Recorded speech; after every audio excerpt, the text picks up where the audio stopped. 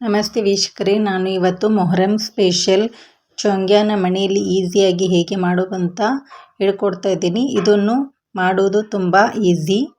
ಬೂರಾ ಸಕ್ಕರೆನ ಮನೆಯಲ್ಲಿ ಈಸಿಯಾಗಿ ಹೇಗೆ ಮಾಡೋದಂತ ಹೇಳ್ಕೊಡ್ತಾ ಇದ್ದೀನಿ.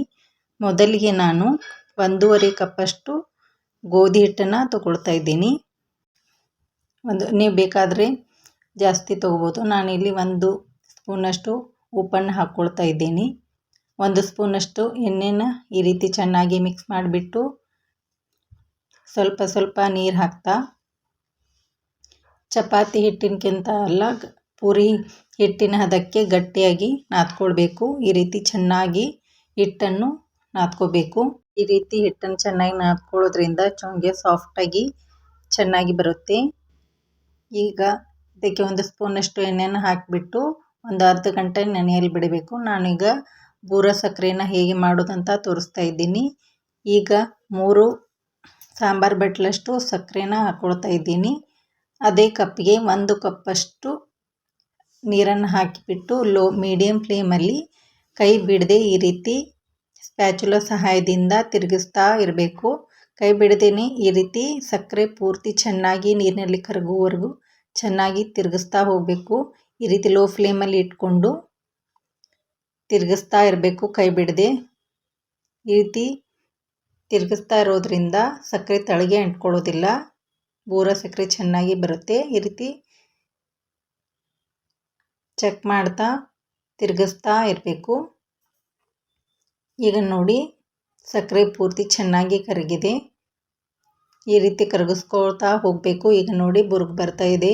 ಈಗ ಸ್ವಲ್ಪ ಕನ್ಸಿಸ್ಟೆನ್ಸಿಯಲ್ಲಿ ಈ ರೀತಿ ಮಾಡಿಕೊಳ್ಳೋದ್ರಿಂದ ಈಗ ಗಟ್ಟಿಯಾಗಿ ಪಾಕ ಬರ್ತಾ ಇದೆ. ಈಗ ಇದನ್ನು ತಿರುಗಿಸ್ತಾ ಇರಬೇಕು. ಈಗ ನಾನು ಒಂದು ಪ್ಲೇಟಿನಲ್ಲಿ ನೀರು ಹಾಕಿಬಿಟ್ಟು ತೋರಿಸ್ತಾ ಇದ್ದೀನಿ. ಈ ರೀತಿ ನಿಂತ್ಕೊಳ್ತಾ ಇದ್ದರೆ ಆಗಿದೆ ಅಂತ ಅರ್ಥ. ಇದನ್ನು ಇನ್ನೊಂದು ಸಾರಿ ಚೆನ್ನಾಗಿ ಈ ರೀತಿ ಕಡಿಸ್ತಾ ಪಕ್ಕಕ್ಕಿರೋದೆಲ್ಲನೂ ಕೂಡಿಸ್ಕೊಳ್ತಾ ಈ ರೀತಿ ಚೆನ್ನಾಗಿ ಸ್ಪ್ಯಾಚುಲಾ ಸಹಾಯದಿಂದ ಗ್ಯಾಸನ್ನು ಆಫ್ ಮಾಡಿಬಿಟ್ಟು ಹಾಗೆ 1-2 ನಿಮಿಷ ಚೆನ್ನಾಗಿ ಮಿಕ್ಸ್ ಮಾಡ್ಕೊಳ್ತಾ ಇರಬೇಕು. ಅದು ಅರ್ಥ ಹೋದಂಗೆ ಬೂರಾ ಸಕ್ಕರೆ ರೆಡಿ ಆಗ್ತಾ ಹೋಗುತ್ತೆ. ಈ ರೀತಿ ಬಿಡದ ಹಾಗೆ ಚೆನ್ನಾಗಿ ತಿರುಗಿಸ್ತಾ ಹೋಗಬೇಕು. ಈಗ ನೋಡಿ, ಬೂರಾ ಸಕ್ಕರೆ ರೆಡಿ ಆಗ್ತಾ ಇದೆ.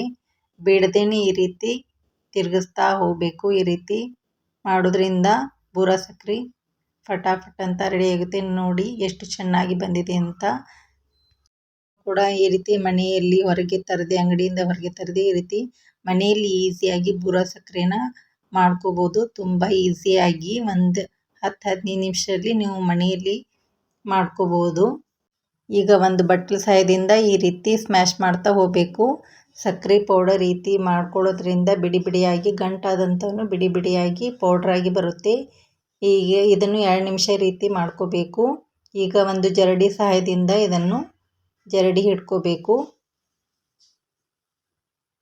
ಈ ರೀತಿ ಜರಡಿ ಹಿಡ್ಕೊಳ್ಳೋದ್ರಿಂದ ಬೂರಾ ಸಕ್ಕರೆ ಚೆನ್ನಾಗಿ ಬರುತ್ತೆ. ಈಗ ನೋಡಿ, ಮೇಲೆ ಗಂಟಾಗಿದೆಯಲ್ಲ, ಅದನ್ನು ಕೂಡ ಇನ್ನೊಮ್ಮೆ ಈ ರೀತಿ ಗ್ಯಾಸ್ ಮೇಲೆ ಲೋ ಫ್ಲೇಮಲ್ಲಿ ಇಟ್ಟು ಸ್ವಲ್ಪ 1-2 ನಿಮಿಷ ಬೇಯಿಸ್ಬಿಟ್ಟು ಮತ್ತು ಅದೇ ರೀತಿ ಇದನ್ನು ಮಾಡೋದ್ರಿಂದ ಬೂರಾ ಸಕ್ಕರೆ ಈಗ ರೆಡಿಯಾಗಿದೆ. ನೋಡಿದ್ರಲ್ಲ ಎಷ್ಟು ಚೆನ್ನಾಗಿ ಬಂದಿದೆ ಅಂತ. ಈಗ ಒಂದು ಮಿಕ್ಸಿ ಜಾರಿಗೆ 1 ಬಟ್ಲಷ್ಟು ಪುಟಾಣಿನ ತೊಗೊಂಡಿದ್ದೀನಿ. ಈ ರೀತಿ ಪೌಡ್ರ್ ಮಾಡಿ ಇಟ್ಕೋಬೇಕು. ಈಗ ನೋಡಿ, ನಾನು ಮಾಡ್ಕೊಂಡಂಥ ಬೂರಾ ಸಕ್ಕರೆನ ತೊಗೊಂಡಿದ್ದೀನಿ. ಮಾಡ್ಕೊಂಡಂಥ ಪುಟಾಣಿ ಹಿಟ್ಟನ್ನು ಈ ರೀತಿ ಒಂದು ಬಟ್ಲಲ್ಲಿ ಹಾಕ್ಕೊಂಡಿದ್ದೀನಿ.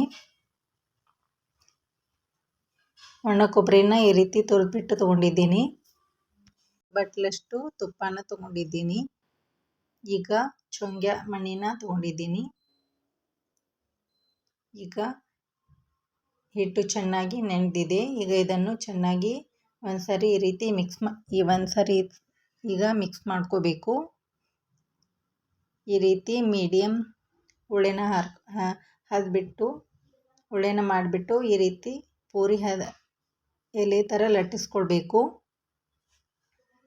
ಪೂರಿ ಎಲೆ ಥರ ಈ ರೀತಿ ಲಟ್ಟಿಸ್ಕೊಳ್ಬೇಕು. ಈಗ ಚೋಂಗೆ ಮಣಿ ಮೇಲೆ ಈ ರೀತಿ ಪುರಿನ ಲಟ್ಟಿಸ್ಕೊಂತ ಎಳೆಯನ್ನು ಈ ರೀತಿ ಚೊಂಗೆ ಮೇಲೆ ಮಣಿ ಮೇಲೆ ಇಟ್ಕೊಂಡು ಈ ರೀತಿ ಲಟ್ಟಿಸ್ಕೊಳ್ಬೇಕು.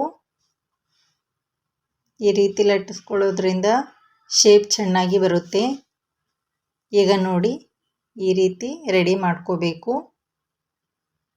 ಈ ರೀತಿ ಒಂದೊಂದಾಗಿ ಎಲ್ಲವನ್ನು ರೆಡಿ ಮಾಡ್ಕೋಬೇಕು.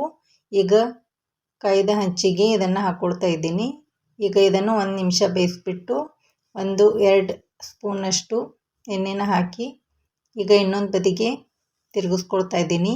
ಬೇಕಾದರೆ ನೀವು ತುಪ್ಪ ಕೂಡ ಹಾಕ್ಕೋಬೋದು. ಈ ರೀತಿ ಎರಡೂ ಬದಿಗೆ ಚೆನ್ನಾಗಿ ಬೇಯಿಸ್ಕೋಬೇಕು. ಈಗ ಇದು ರೆಡಿಯಾಗಿದೆ. ಒಂದು ಪ್ಲೇಟಿಗೆ ಹಾಕಿಬಿಟ್ಟು ಇದಕ್ಕೆ 1 ಸ್ಪೂನಷ್ಟು ತುಪ್ಪವನ್ನು ಮೇಲೆ ಈ ರೀತಿ ಹಾಕಿಬಿಟ್ಟು ಚೆನ್ನಾಗಿ ಸವರ್ಕೊಳ್ಬೇಕು. ಈಗ ಬೂರಾ ಸಕ್ಕರೆನ ಮೇಲೆ ಹಾಕ್ಕೊಳ್ತಾ ಇದ್ದೀನಿ. ನಿಮ್ಗೆ ಎಷ್ಟು ಸಿಹಿ ಬೇಕೋ ಅಷ್ಟು ನೀವು ಹಾಕ್ಕೋಬೋದು. ನಾನು ಇಲ್ಲಿ ಅರ್ಧ ಸ್ಪೂನಷ್ಟು ಸಕ್ಕರೆನ ಹಾಕ್ಕೊಳ್ತಾ ಇದ್ದೀನಿ. ಮೇಲೆ ಪುಟಾಣಿ ಹಿಟ್ಟನ್ನು 1 ಸ್ಪೂನಷ್ಟು ಹಾಕ್ಕೊಳ್ತಾ ಇದ್ದೀನಿ. ಮೇಲೆ ಹೆಚ್ಕೊಂಡಂಥ ಕೊಬ್ಬರಿ ತುರಿನ ಹಾಕ್ಕೊಳ್ತಾ ಇದ್ದೀನಿ. ಮೇಲೆ ಬೇಕಾದರೆ ತುಪ್ಪನ ಹಾಕ್ಕೋಬೋದು, ನೀವು ಸ್ಕಿಪ್ ಮಾಡ್ಕೋಬೋದು. ಈಗ ನೋಡಿ ವೀಕ್ಷಕರೇ, ಮೊಹರಂ ಸ್ಪೆಷಲ್ ಚೋಂಗ್ಯ ರೆಡಿಯಾಗಿದೆ. ನೀವು ಕೂಡ ಇದನ್ನು ಮನೆಯಲ್ಲಿ ಈಸಿಯಾಗಿ ಮಾಡ್ಕೋಬೋದು. ನಾನು ಇಲ್ಲಿ ಈಸಿಯಾಗಿ ಹೇಳ್ಕೊಟ್ಟಿದ್ದೀನಿ. ಈ ರೆಸಿಪಿನ ಒಮ್ಮೆ ಟ್ರೈ ಮಾಡಿ ಹೇಗೆ ಬಂದಿದೆ ಅಂತ ಕಾಮೆಂಟಲ್ಲಿ ತಿಳಿಸಿ. ರೆಸಿಪಿ ಇಷ್ಟವಾಗಿದ್ದಲ್ಲಿ ನನ್ನ ಚಾನಲ್ಗೆ ಲೈಕ್ ಮಾಡಿ, ಶೇರ್ ಮಾಡಿ, ನಿಮ್ಮ ಫ್ಯಾಮಿಲಿ ಫ್ರೆಂಡ್ಸ್ಗೆ ಶೇರ್ ಮಾಡಿ. ನನ್ನ ಚಾನಲ್ಗೆ ಸಬ್ಸ್ಕ್ರೈಬ್ ಆಗಿ.